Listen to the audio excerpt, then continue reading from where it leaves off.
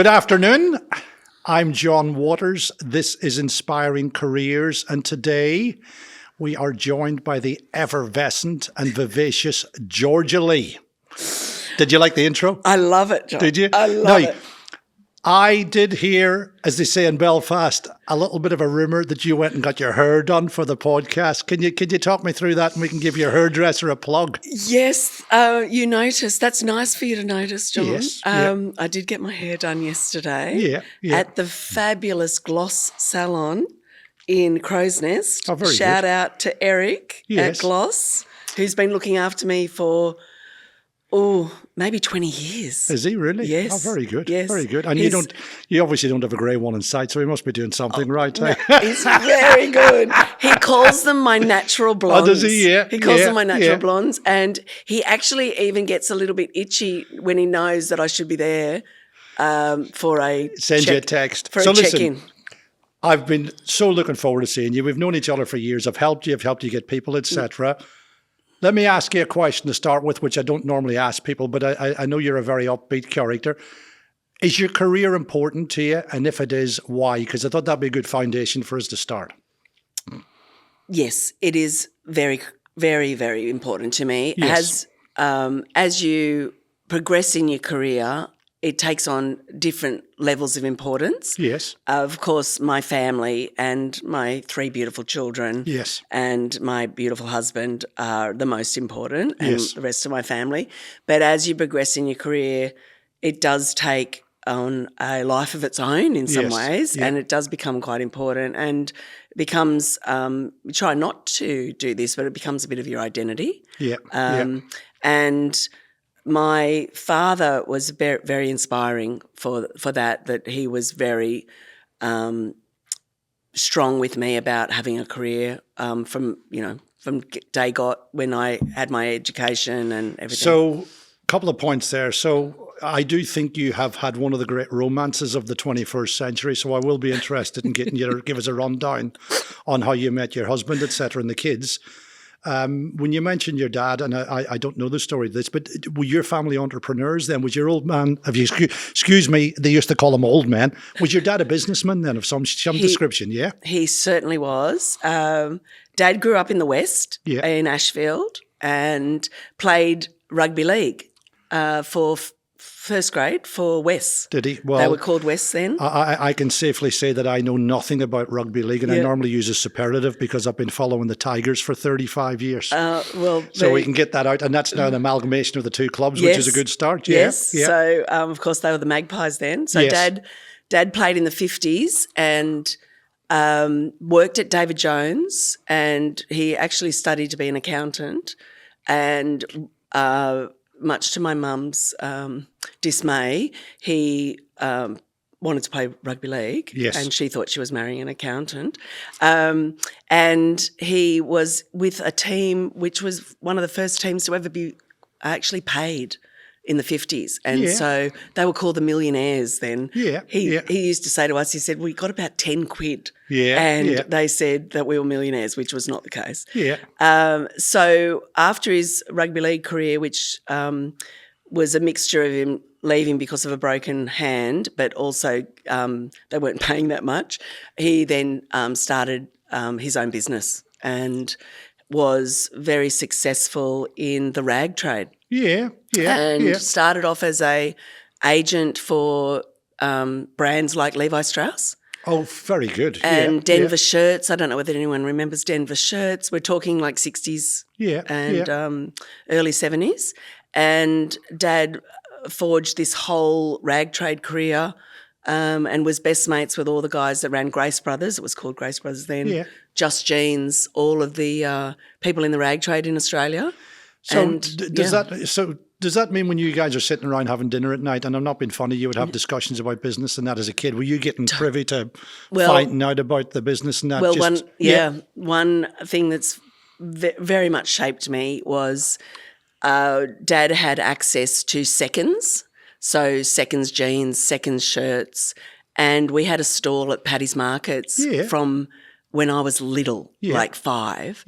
And we used to go and help at Paddy's Markets every every Saturday morning. Yeah. Mainly Mum and I ended up there. Dad would just roam around talking to people. Well, he was obviously the PR manager Yes, in he the family. was. Yeah, yeah. And we spent every night on a Saturday night after the markets at Chinatown having a big dinner, counting the money. And then we used to iron the money. I'll always remember that. Dad used to love the cash. Mum would put it down a bra, and we'd come home and we'd get all the cash out of Mum's bra, and we all, as kids, would start ironing the money. That was our job, and we'd love to start counting it as well, and hopefully get, I don't know, a stash of, I don't know, $5. So is that where you started to get your optimistic nature from? You've always been a lady that I've always struck as a glass half full rather than half empty. Dad and Mum, extremely optimistic. Yeah. Dad's not here with us anymore. Excuse me, but in that industry, would there be sort of what I would call swings and roundabouts? Would they have good periods and bad periods? Totally. Yeah. I mean, Dad had a lot of money at one stage. We ended up building a 3-story house at DY Beach. Yeah. Then we went down, then up, down. But always optimistic, probably overly optimistic, super salesman. Yeah. And Mum always in the background going, what's going on here? So, always been optimistic, always high energy, and I get a lot of that from Dad. Yeah. And Mum was always there as, the style queen, the social organiser, and Dad took Mum from Bondi Beach, where she grew up, to Ashfield. Yes. And then once they had the kids, we moved over to the Northern Beaches. Oh, very good. So Mum orchestrated a lot of that. Yeah. And your dad probably encouraged you then to go into sales. When you went to uni, didn't you? UTS, was there somewhere? Yeah. So had a beautiful education, good old Catholic education, and then got into Bachelor of Business at UTS. It was only the second year intake of Bachelor of Business.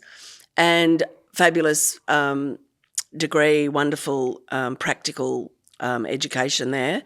And Dad said, promise me that you'll, with all of your fancy, degree now, I know you want to do other things, but promise me you'll get into sales for the first 2 years and you'll have that for the rest of your life. Yeah. And I did. All my friends were going off to be product managers and marketing managers after our degree.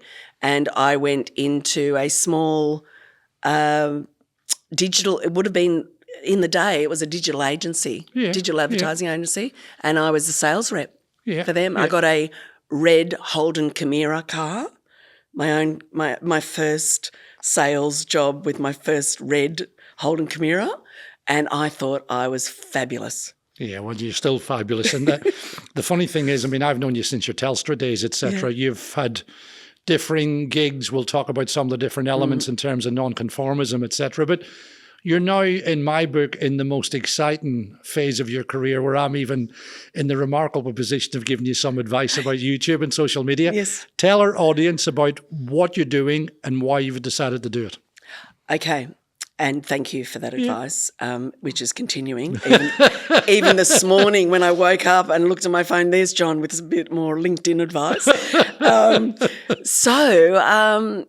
Following on from a 25-plus year executive corporate life, leading some really large teams in B2B sales, revenue operations, customer success, and driving growth for companies like Telstra, Experian, Australia Post, and most recently Publicis Sapient, I have made the decision to structure my own portfolio career. And excuse my ignorance, what does that mean? And I'm not, it's important for me to learn as well because I want to learn for myself. What does that mean? Well, it's my version, the Georgia Lee version of a portfolio career, which is a grouping of, 3 main items for me. It can be a lot of different things for different people, but I have grouped advisory, consulting, contracting, and board work into, instead of working for one big corporate, I'm now going to be helping lots of different businesses in different ways, whether as advisory, contracting, consulting, or board work. Yeah.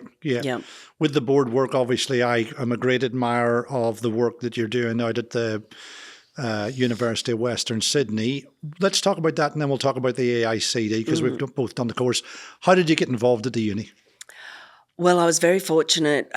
They were looking for, in 2014, they were looking for a new board committee member for the Infrastructure Committee, Yes. which is a board committee. And I was introduced to the wonderful Mike Pratt, who was the chair of that committee and on the board. And I was fortunate to be invited into that committee and have been involved in that actual committee in all of its different phases for the last 14 or 12 years. Yes. And then I was promoted to the board in 2018. Yeah. And I've sat on the Board of Trustees since then, and very excited to say that 4 years in a row, it just got announced that for the fourth year we are number one in the Times Higher Education rankings for impact. Isn't that fantastic? I'm going to get you talking about the Western Sydney community. But before we do that, just for anyone listening, talk to me about being on the board in terms of, what's the time pressure? How often do you meet up? And I mean, it's probably a voluntary job in academia, but how often do you guys have board meetings? And anybody wants to find out about going on a board, how much time do you have to give up for this one? Yeah, so it is a voluntary honorary position, which I'm very happy about. I'm very passionate about education, very passionate about skills and training. So as far as time commitment, we have 6 board meetings a year and 6 committee meetings a year. Yeah. There's quite a bit of reading and preparation for those, which is understandable. In the sector, it covers everything. It's like running a city. Yes. We've got 9 campuses. We've got a campus in Indonesia. We've got a campus in Vietnam. We're just about to open one in India. Yeah. It's everything from obviously the student success and the student experience, but transport, logistics, the library, catering, buildings, a lot of infrastructure, digital, which is, one of my key areas, which is the digital infrastructure. How is digital education kind of forming, especially in this current era. So it's as much time as you want to give to it. And of course, with an executive career, I have given as much time as I can. But in this new portfolio career, I'm hoping to be able to give a little bit more time. But of course, it's a board governance role.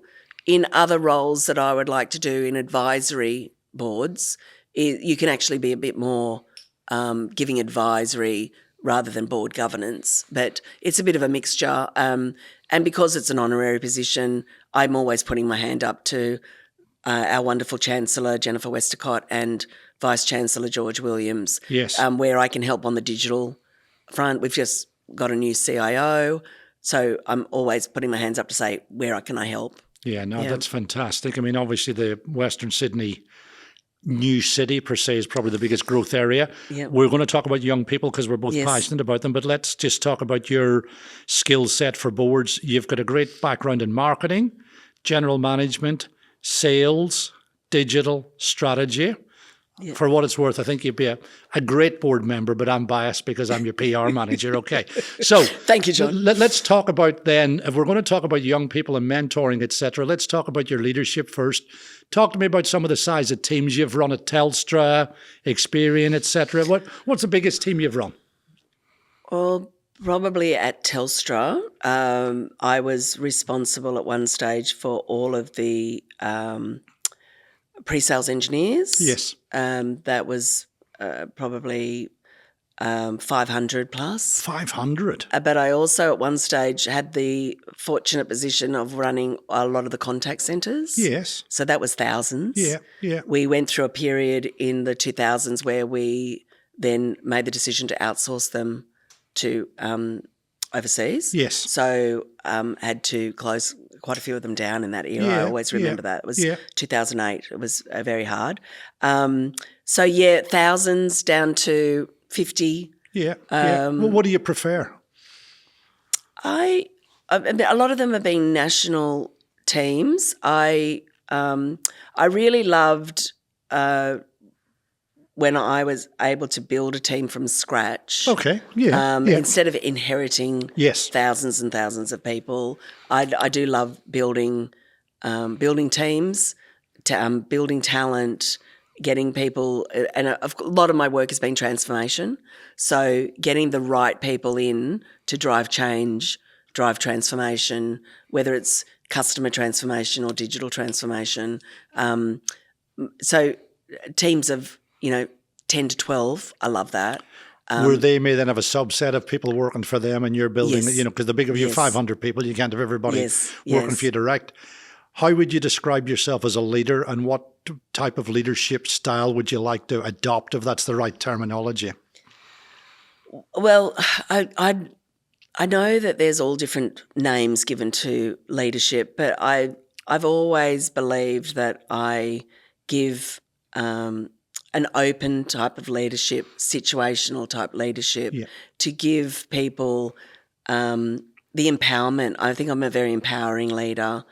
A lot of the people that I've worked for I've had some fantastic leaders, both male and female, who have taught me a lot about situational leadership. And I know in the early days I was a bit of a pace setter, and I learnt that was not great for everyone except my pace.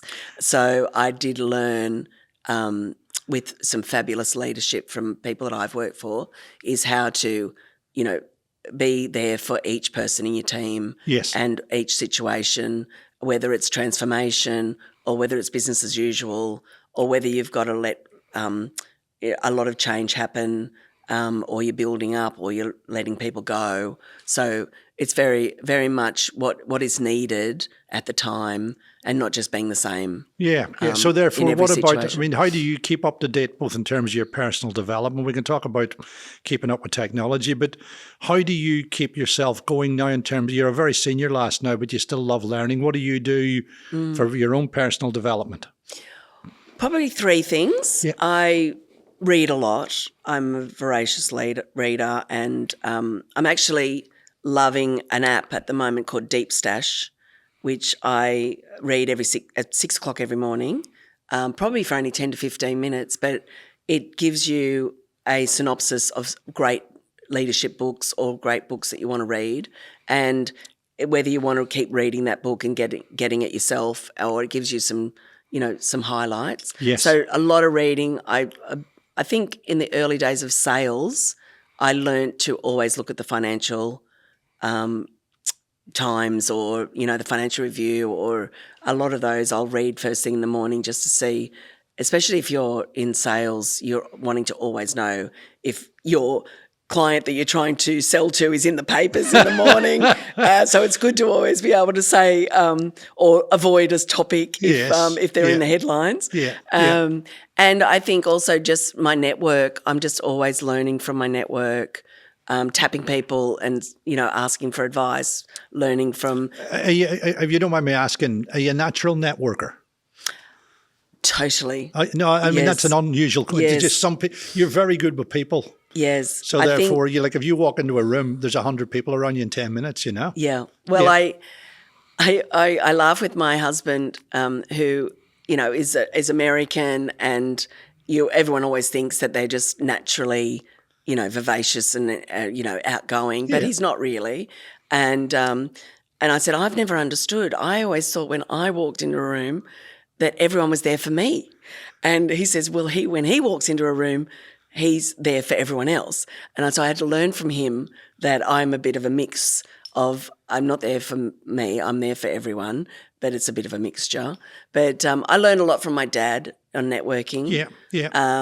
And from, my mum, and I think was naturally, and also, as you and I have talked about many times, I've got an Irish background. Yes. So I think we're naturally social, and I did use that term for you the connecting. other day when I said that our Mary once described me as loquacious, which is the Latin word for verbally agile.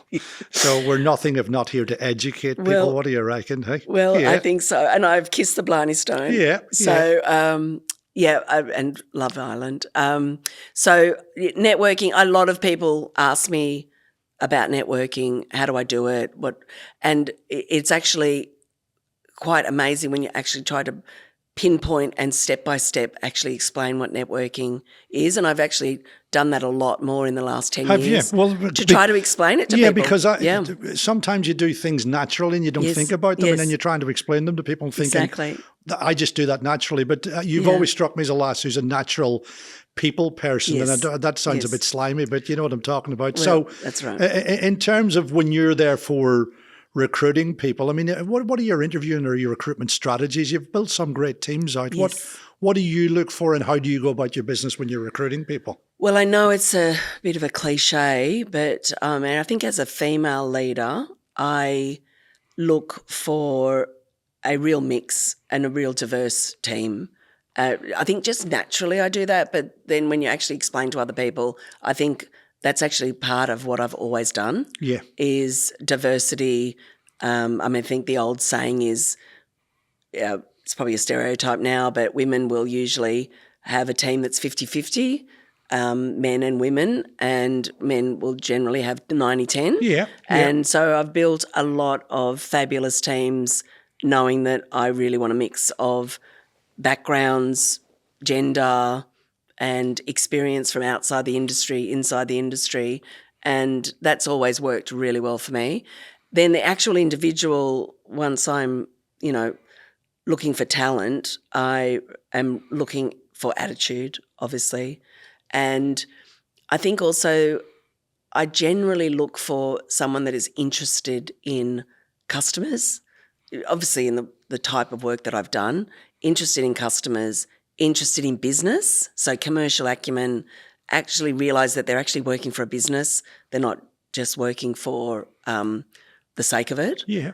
So commercial acumen is really important to me. And there's lots of different ways that you can test that, but usually I'm pretty good at testing someone on the commercial acumen. Customer, commercial acumen, wanting to drive the business forward, and I think that's what I tend to look for naturally. Do you still get the chance to get out and see clients in these senior jobs? I make sure I do. How do you do? I'm just, once again, I'm keen for everybody to, how do you do that to make sure? Because if I was a salesperson, I would have you in the room. Yes. Because people like you and they'll give you checks, right? Yes. I know that sounds crass, but that's the truth. Yeah. Well, number one, I think the only way that I can lead is if I actually understand what's happening with the customer. Yeah. In all of my roles, really across my whole career, I have, reached out to our customers to, number one, check how's everything going, how's business, is everything right with the people that are working with you from our company, anything I can help with, and generally trying to open up the conversation for their business but also our business, that we can meet with, more senior people. And that's just naturally what ends up happening. Senior people like talking to people that have got experience. I can open doors for them, and generally I just want to know how their business is going. Yeah. And then I can help lead my people as well. You've had a career that it's sort of it's non-traditional and non-conformist in the sense that you tend to go into an area if you find an interesting project and you end up as the absolute most senior person in the country. What advice have you got for people in terms of people who may want to pursue a non-conformist or non-traditional career path? Yeah, I've given this some thought in this preparing for this conversation, but also other conversations I've been having. And again, it's a little bit cliche these days, but just being so curious. And I love tech. I ended up in tech pretty much straight after uni. Yeah. And I absolutely love tech, and not an engineer, definitely not technical by trade, but I just have always been loving what it can do for business, what it can do for customers, what it can do for employees, and just being curious about it. Yeah. And I know enough to be dangerous, but that curiosity is really important in your career. I think the other thing I've been really lucky with is opportunities. So when someone says, hey, even within Telstra, I spent 2 missions at Telstra, one 6 years, one 12 years. So Okay. I gave 18 years of my life to Telstra. But every single opportunity that I heard about, I kind of went, oh, I think I could help with that. So I'd say to people, take the opportunities. Once again, is that have you made your own luck because you're good at networking, where people internal and external know who you are and they come looking for you? I suppose, yeah. Exactly, Yeah. exactly. Okay. So when people ask me about networking, it's not just what I say to them. It's not just about sales. You don't just network thinking that you're going to get a sale. I network within a business. Just recently at Publicis Group, Publicis Sapient. So it's a very large company. And Publicis Sapient is just one arm of it. Yeah. But made it, I was interested in the rest of the business and was able to make such connections across the different groups just from interest, but also I wanted to know what other people in the group were doing. Yeah. And I think that can help the customer as well. Yeah. So curiosity, take the opportunities, network within the business, and also be willing to learn all the time of what's going on in the business as well. Are you goal-oriented? I mean, some of the guys and ladies we talk to set specific goals over a period of time. How do you feel about that? How do you see if your career's been successful, if you like, and how would you, I suppose, define success? Well, I've always defined it in, I suppose, growth terms. So am I growing? Okay. Is the business growing? And I think also having a salesy background, you're always putting metrics on yourself, putting metrics on the business. And so if there's growth, if I'm growing, if I'm being challenged, if the business is growing, if my team's being challenged and they're growing, that's what I kind of put the goals around. Any particular career highlights that you still dine out on? I always say to people that I loved my time at Telstra because we were just so fortunate in the 2000s to roll out broadband, which everyone just takes for granted right now, but we were rolling out. You were at Email, weren't you, at one stage? I was at Email, yes. Geez, I'm showing my age there, aren't yes, I? well, I'm showing mine too. Yeah. I've generally one of my highlights is the fact that I was at Mail when the internet, first started in Australia. Yeah. I was at Optus Vision when pay TV, cable TV first came to Australia. I then at Telstra was there when we were rolling out broadband to millions and millions of homes. Then rolling out 3G, mobile, 4G, 5G, data networks. And it's so funny, all of my friends along my career have had to change telco so many times. They've had to change pay TV operator. They've had to change their broadband carrier. Every time I moved telcos, they had to change their that's taking brand loyalty to extremes. Yes, exactly. To be very getting the honest whole with family you. and friends. Yeah, so I think the highlights, some of them are at Telstra, but more recently at Australia Post during COVID, we were very proud of what we did to help Australia through COVID. It's 5 years on, thinking about 2020 when every single person was stuck at home and they started shopping and Australia Post delivered. We actually delivered parcels to 1 million homes that had never, ever bought anything online before. 1 million extra homes. Okay, well, I mean, that's tangible. Yeah, yes. Yeah, so I was in charge of customer success and service along with revenue operations there. Yeah. And working alongside two fabulous colleagues, we were able to help customers, like the likes of Chemist Warehouse, Bunnings, Target, Kmart, those business customers get through the enormous amount of orders to get those parcels out to those customers that were waiting at home.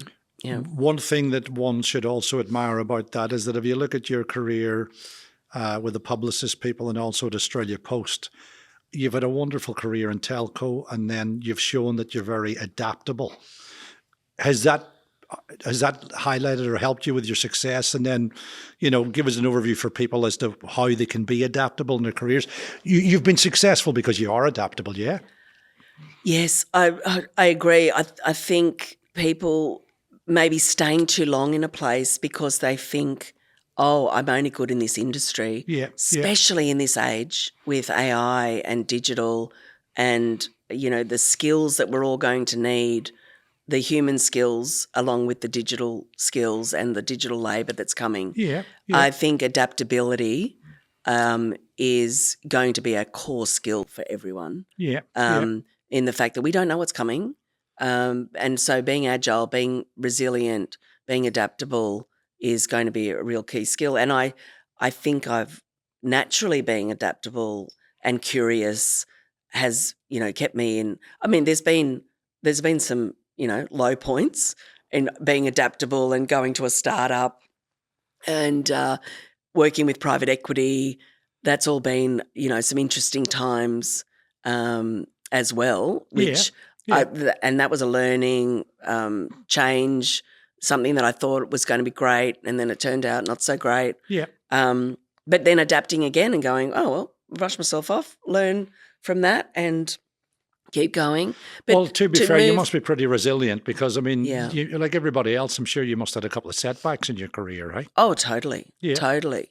Look, I must say, and, you said that you're going to ask about my husband, but my husband has been absolutely fabulous through all of that, and we're a real team. He stayed home with the kids when they were babies. I went back to work after 3 months with each three of them.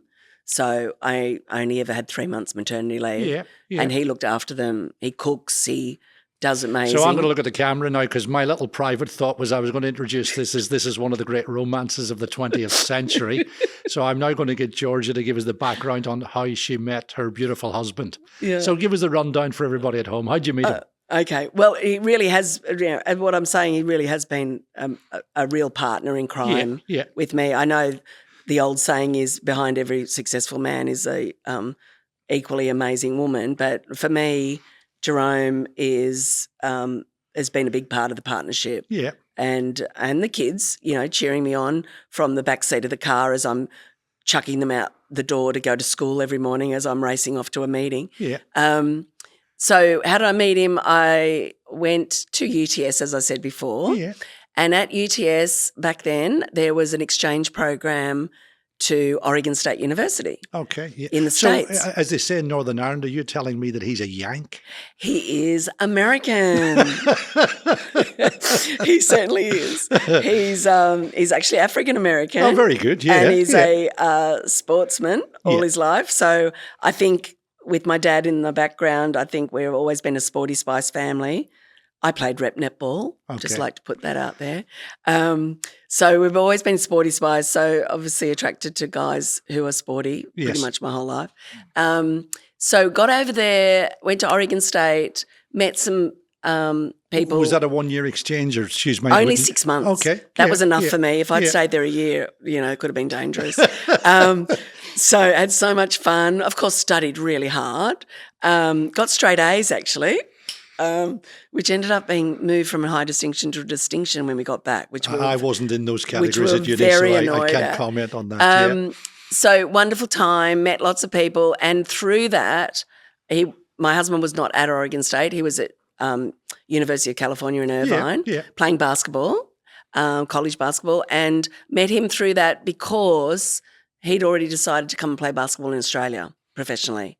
And so a friend that I met at Oregon State said, you got to meet my friend Jerome. He's going to Australia. And I go, okay, I'll look after him when I get back, blah, blah, blah. Anyway, I looked after him and the rest is history. Oh, very good. Yeah. And what did you say, 3 kids? 3 kids, Savannah, Isaiah and Gracie. Anybody studying overseas, just out of curiosity? Yes. So Isaiah and Gracie were fortunate enough to get basketball scholarships to university in America. And my son Isaiah went to the same university as my husband. And played basketball there at UC Irvine. And my daughter went to Cal Poly. So they've had a fabulous opportunity to use their basketball skills and get an education for free.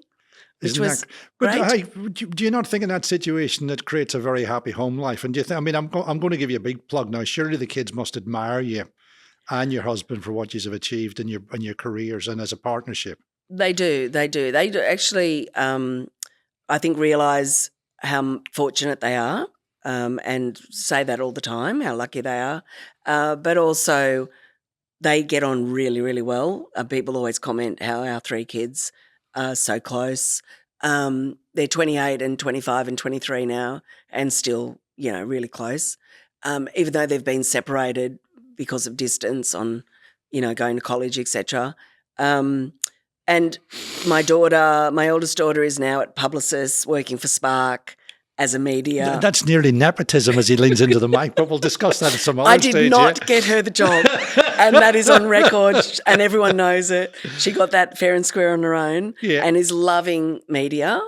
My son is playing professionally, playing basketball professionally, and my beautiful daughter Gracie, who studied criminology and social justice, is going to save the world with her career in social justice. Oh, that's excellent. Yeah. Now, you and I both light up when we talk about young people. So I'm going to run a couple of questions and then we'll pull up stumps, as the cricketers say, or whatever the equivalent in the Michael Jordan world is. I'm not huge on basketball, but I am learning about basketball and cricket. So are you doing any mentoring for young people at the minute? Because that's look at the skills in the offering. What are you doing there? Yes. So I'm part of Mentor Walks, which is a global organisation now.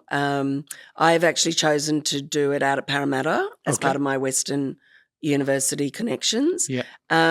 It's fabulous. I think it's every 6 weeks. Each mentor is paired up with 3 women. It's mainly women, pretty much all women. And so they match up with my background. They match up 3 mentorees who would like to maybe have a chat with me, and we walk along the Parramatta River for an hour, and we do a bit of exercise, if you can call it exercise, and we talk for an hour, and they ask me questions, and I, talk to them about my career, what they're, maybe struggling with or what they want advice on, and it's fabulous, and it's taken off all over the world, and I got involved because of a couple of friends doing it at the Sydney Opera House. They walk around the harbour, and a couple of friends doing it in Melbourne, and they raved about it, and I'm loving it. What 2 or 3 pieces of advice do you therefore want to give to young people who are starting in our industry? Well, I think the main advice I often give is be true to yourself, be unique. Yeah. Your uniqueness counts. I think even more and more in this digital world. Yes. Where, look at us sitting here doing this. It's part of who we are, what we want to give. So I really encourage them to don't try and hide your uniqueness, your quirks, and that's always kept me in good stead. I've always felt like I just have to be Georgia because I can't be John, I can't be Greg, I can't be Christine. I've just got to be Georgia. Yeah. And you kind of take the rough edges off it, but be yourself, and also be good to people, be kind, be willing to help others in your corporate career. As you go along, it'll always pay in spades. Yes. And don't discount what people right beside you and around you, you can learn what you can learn from them, and how you can, naturally be a leader. I'd give a lot of advice to young people saying, you're a natural leader. You don't have to have the title. You're always leading by your actions. And so, the titles will come, but I think just your natural leadership will shine. Yeah, no, that's excellent. Now, you're nearly getting emotional when you talk about young people. Tell me why you're so excited about the next couple of years in terms of what you're doing for you for once. What excites you about what you're going to do now? It is exciting. Portfolio career, the Georgia Lee version of a portfolio career. What excites me is I can now have a bit of freedom, that I can select the type of work that I want to do. Yes. And examples of that right now, I'm working with a fabulous award-winning scale-up called SkyJet. Yes. And that's a RegTech lifecycle governance platform. and I'm helping grow APAC region for them and working with the wonderful Lisa Ison. We used to work together at Telstra, and she branched out on her own 7 years ago to build this platform, and it's been heavily awarded and everyone loves it. Yes. So I'm very excited to be working with them. I'm also, trying to be selective about what I'm spending my time on, and I've got a lot of advice from people like John. Yeah. And I'm really honoured to have been asked to be a strategic advisor to the internal consulting group, ICG, who Forbes has named in the top 200 consulting firms. So I'm a strategic advisor to them, focusing on digital transformation and sales and service excellence. And excited about continuing my passion around education and skills and training with some more board work and advisory board work in that area. Being able to have the freedom to pick and choose what I want to work on and to work with great people. Yes. And I've had to throughout my career, I've worked with great people, but now I kind of get a bit of a choice of who I'm going to work with. Yeah. I will add in conclusion that there may be an opportunity for you to do a podcast, and perhaps we can call it the Georgia Lee Experience. What do you reckon? GML Experience. I love it. Yeah. Now, listen, are you happy with that today? I love it. Yeah. Thanks, John. No, it's been so much fun sitting with you. We could talk forever. The funny thing is, and I'm going to look at the camera, we were talking privately about, will we do a part 1, the part 2? I would have another 20 questions for Georgia, but I think we should pull up stumps there, because it would be better to do that, and then we come back in 6 months' time when we do another podcast, when we see how well Georgia's done their new career. So I'm going to say happy Friday afternoon to everyone. We've had a wonderful day. We've had a couple of nice people coming in. I'm going to wish everybody a nice weekend. My name is John Waters. This is Inspiring Careers with the marvelous Georgia Lee. We will see you in a couple of weeks' time for our next show. Thank you. Okay, bye.